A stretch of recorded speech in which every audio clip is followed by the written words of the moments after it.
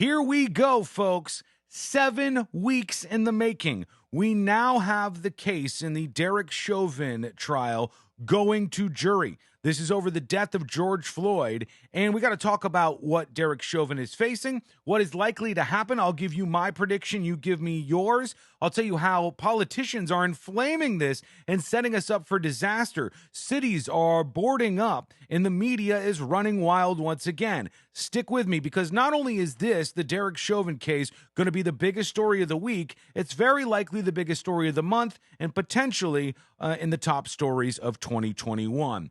A lot hangs in the balance here. Will people stay sane, safe, and normal, or will they freak out in an irrational way and burn the cities to the ground? Here's what he's facing before we get to what the politicians are saying. 1 count of second-degree murder. That's up to 40 years in prison. 1 count of third-degree murder, up to 25 years in prison. 1 count of second-degree manslaughter, up to 10 years in prison. So it looks like, unless they did them stacked, you could face 40 years in prison for the worst of these charges, depending on what the judge wanted to do. Now, here's what I think is going to happen. This is a pretty fair and impartial jury by any stretch of the imagination. There are a lot of people from different backgrounds. There are many black people on this jury, and there are many different groups that are represented. They also are people who are not dumb, and they've watched the media coverage, and a lot of them probably heard going into this that there was a financial settlement with the Floyd family, or record financial settlement on the civil side before we even got to the criminal side. I think the jury is going to find Derek Chauvin guilty on all 3 charges, and I think that the judge is going to throw somewhere in the 20s as a sentence at Derek Chauvin. I think that many of these reactions will be because of how they feel the case was presented to the courtroom, but some of them may be a bound duty that they feel as a result of being part of this case. If they come back with anything less than a second-degree murder conviction, meaning guilty on all fronts, basically, because if they're getting of second-degree murder, they're getting of a third, they're getting of a second-degree manslaughter, the city will burn. The Apple stores, the dollar stores, there will be fighting in the streets. There'll be a lot of problems if this happens. And I'm going to show you them preparing for that in just a second. But I believe that we're going to find a guilty on all counts verdict from this jury. What do you think is going to happen as we move forward? NPR says Chauvin's trial entered its 7th week on Monday, and they gave the instructions to the jury members, followed by closing arguments. And in closing arguments, prosecutor Stephen Schleier said Chauvin directly caused the death of Floyd on Memorial Day after kneeling on his neck for 9 minutes and 29 seconds. He did what he did on purpose, and it killed George Floyd. He rebutted arguments made by the defense that other factors contributed to Floyd's death. And the defense attorney, Eric Nelson, in closing arguments focused on how a reasonable police officer would have handled the situation. A reasonable police officer would understand this situation, that Mr. Floyd was unable to overcome the efforts of 3 police officers while handcuffed with his legs and body strength. None of the use of force experts said anything that happened up to that moment was contrary to policy trainings and tactics are unreasonable, Nelson said. Now to what the politicians are doing. Even CNN is freaking out at what Maxine Waters is doing. Chris Klizza of CNN, editor-at-large, says, Maxine Waters just inflamed a very volatile situation. Minnesota and the rest of the country is on a knife's edge. It's a fraught moment. We need to urge calm and restraint, and you don't have her out there doing that. What did she say? Here she is. This is Representative Maxine Waters out talking to the protesters. Reform.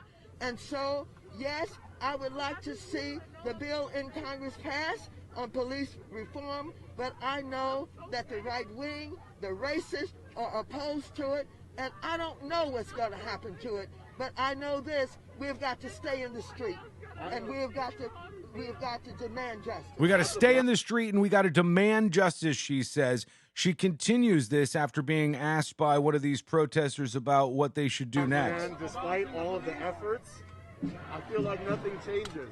And George Floyd is waking so many people up, yet nothing has happened despite the rhetoric.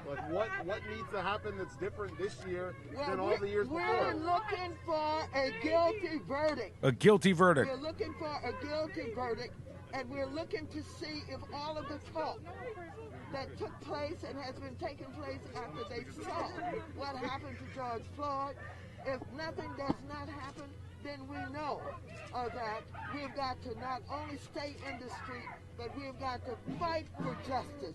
But I am very hopeful, and I hope that we're going to get a verdict that will say guilty, guilty, guilty.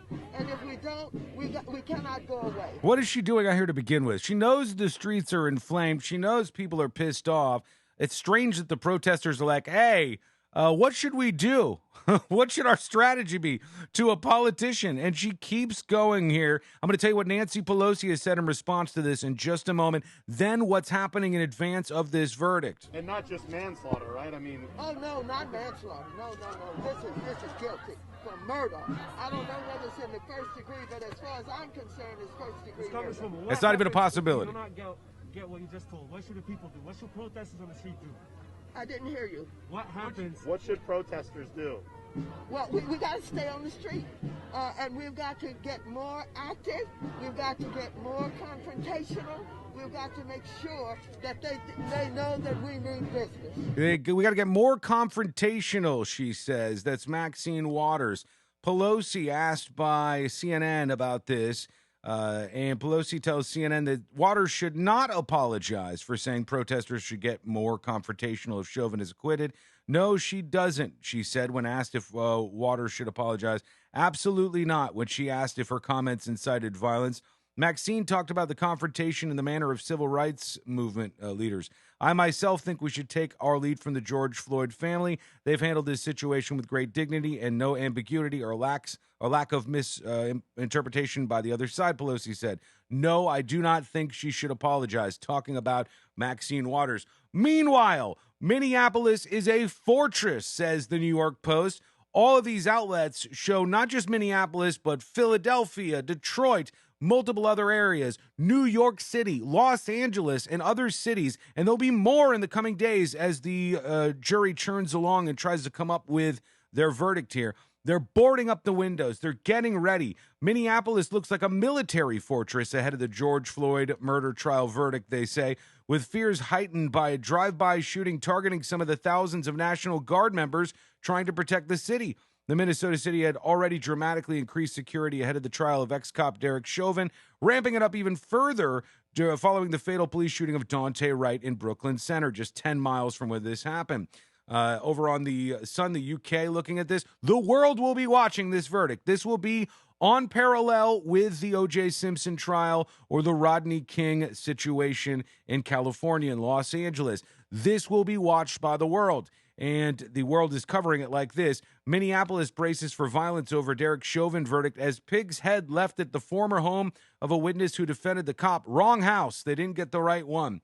Meanwhile, you want to talk about riled up when you have people like Maxine Waters out there talking about how we should take this up to the next level and getting defended by Nancy Pelosi.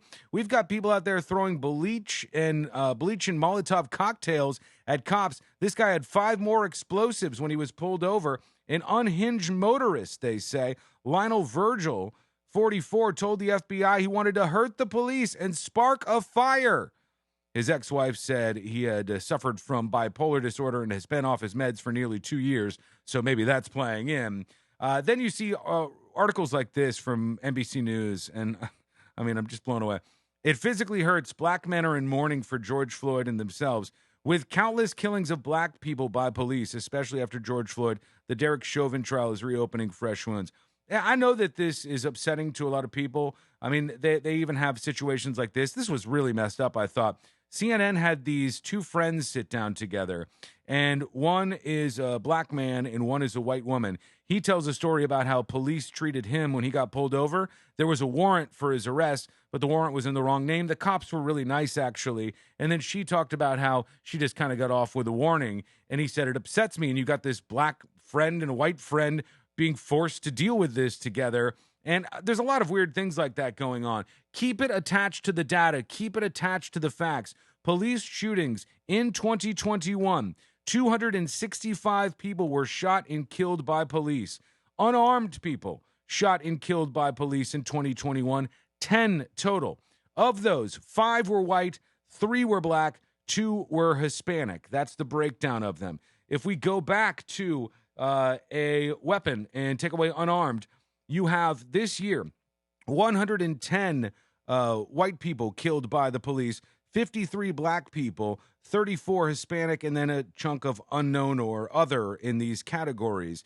A lot of people, if you ask them that, they would think a much higher, much more significant number would be what we're looking at. So let's go over this. Number one, what do you think is going to happen on this front? What do you think Chauvin will be found guilty of?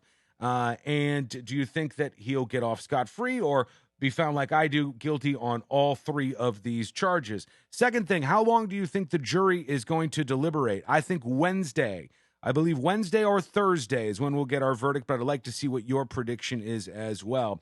And then as to the predictions of will there be violence and what are we going to see? Let me know what you think. This is a big, heated, very dramatic, very, very, very heated rhetoric in this story. And the tensions are high. You can cut the tension with a knife, but will people be able to remain calm after this? Or will they remain calm, I should say? They're able to if they want to. Will politicians make this worse? Will the media make it worse? What are your predictions? Let me know what you think in the comments. If you're brand new here, today's a great day to follow the page over at facebook.com/thenewsjunkie. Hit that follow button, and you're going to find videos about everything happening every single day in the news, including when this verdict drops. You don't want to miss that. Facebook.com/thenewsjunkie. Hit follow. Over on YouTube, subscribe at youtube.com/thenewsjunkie. Thank you so much for watching. We'll talk to you again real soon.